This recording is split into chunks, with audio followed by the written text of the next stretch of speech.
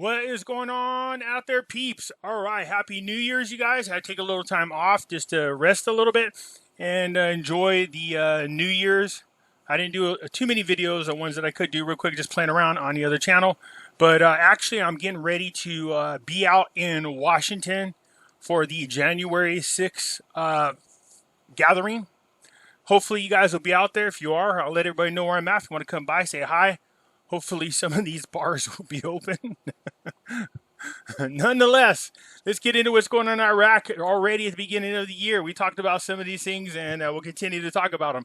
Everybody, of course, if you're thinking about buying some precious metals, please give a consideration to our friends over there at Money Metals Exchange. The link is in the description. First-time buyers here in America or over there in Puerto Rico, you spend more than $100, use promo code Pimpy, P-I-M-P-Y, and you will get a free half ounce of silver. You guys know I'm over here on Twitter. And you guys know I got that great group, Pimpy's Investment Chat, over here on Facebook. Come join us. If you have any questions, post them in here. There's a lot of knowledgeable people in here. It's a great thing about it. You guys know I got LBRY keep talking about. It's just like, as you could plainly see, it's just like YouTube. But they don't censor anything. There's stuff on here that I don't have on other areas when I can get away with it. You guys already know I post stuff over here that I don't post on the other channel, just so I could be on the safe side. I did NESARA GESARA ones. There's another one coming. Again, there's some things on here you might want to come and take a look at. They're very interesting, especially about the return of the prince. Again, if any time, now's the time. Go check it out and you'll see what I'm talking about. Please subscribe because it helps out the channel. All right, you guys. Also, some people keep asking me, hey, Pimpy, where do I buy the, Vietnam dong, or if I want to buy the Iraqi dinar? I say, go check out our friends over there in the NESARA shop. I'm telling you, most of the exchanges that we have here are the ones I trusted are sold out. And it doesn't seem like they're getting any new ones for some reason. Not sure why. Our friends over here in the NESARA shop, they are getting them, and they ship anywhere in the world, where the other ones are restricted to where they go to. Okay, these people are not. If you are my subscriber and you buy any of these currencies here, you have the right to use discount code Pimpy, and it will save you a couple of dollars, all right? So let's get into here because there's a lot of people asking a lot of questions about the budget. There's an assumption that the budget has been passed.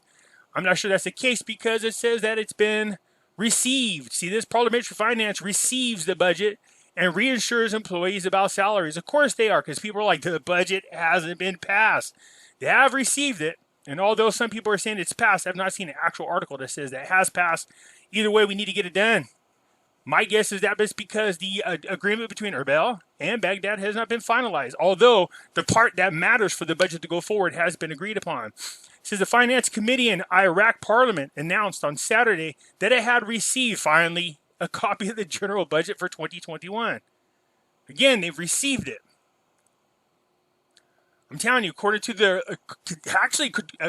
constitution, they're supposed to take 90 days to review it. Now, I think we're kind of, something tells me, bypassing that important part of the Constitution and just trying to get a budget passed. This isn't too good because nothing happened in 2020. We don't need this to drag ass on, if you get my drift, okay? All right, so what was agreed upon, I know one of the things we talked about before is the amendments and deductions will be on the salaries of the 3 presidencies and special ranks. I told you what happened over the past 10 years or so. The pace in which salaries were increased went out of whack, and they started jumping up really quickly due to all the corruption. So nonetheless, they're trying to bring it back down to reality so that they could do something about bringing this budget more in track with what needs to be done. The salaries of employees and retirees will not allow the Finance Committee to be affected at all.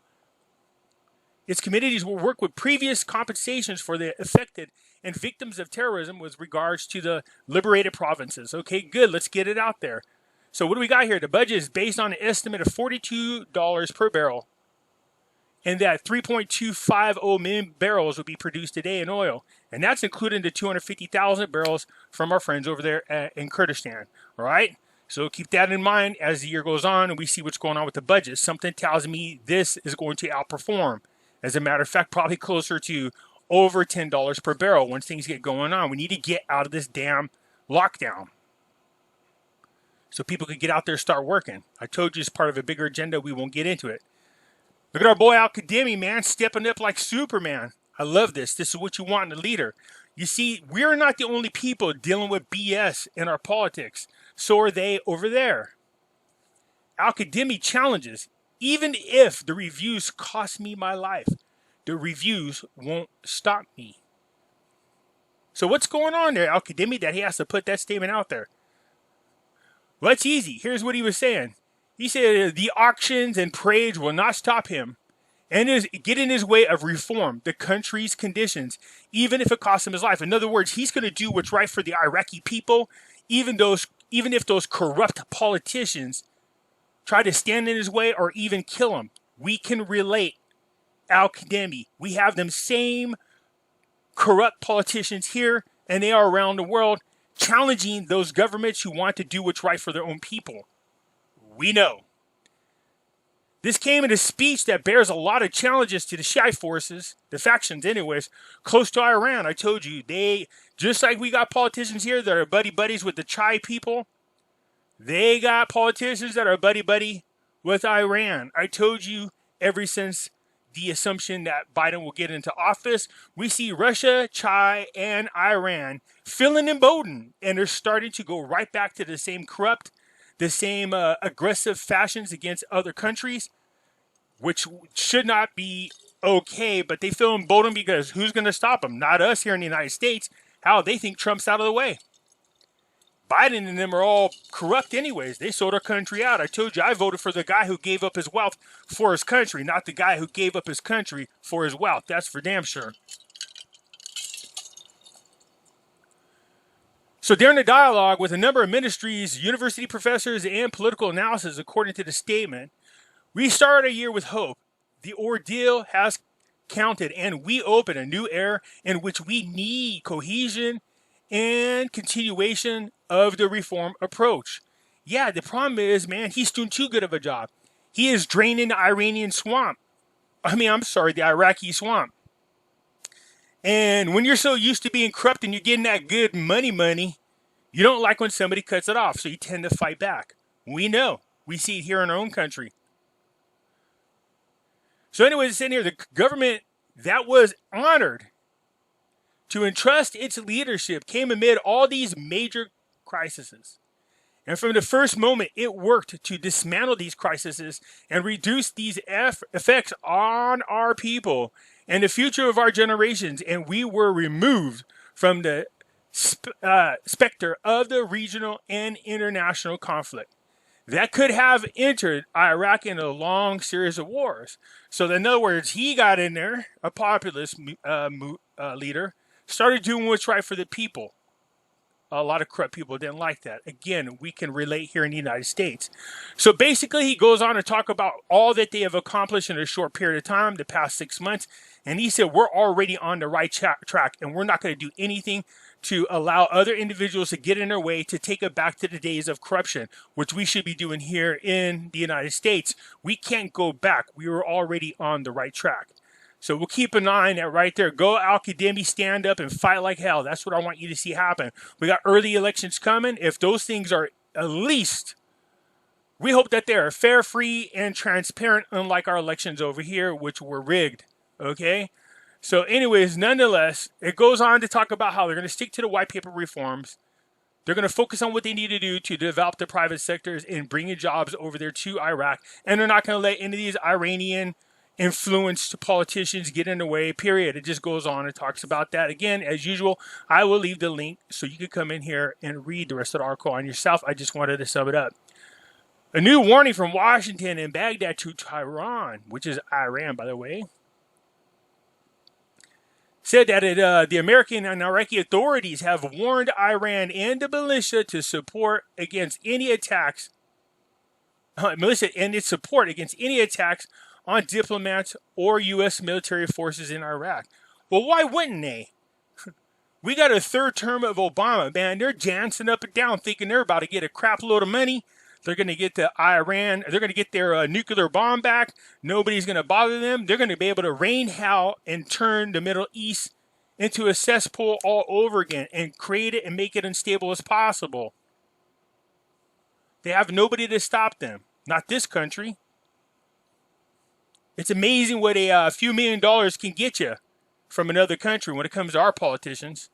Anyways, Iranian-backed armed groups calls for violence against Americans increase in the period leading up to January the 3rd, which is the 1-year anniversary of the death of General Soleimani.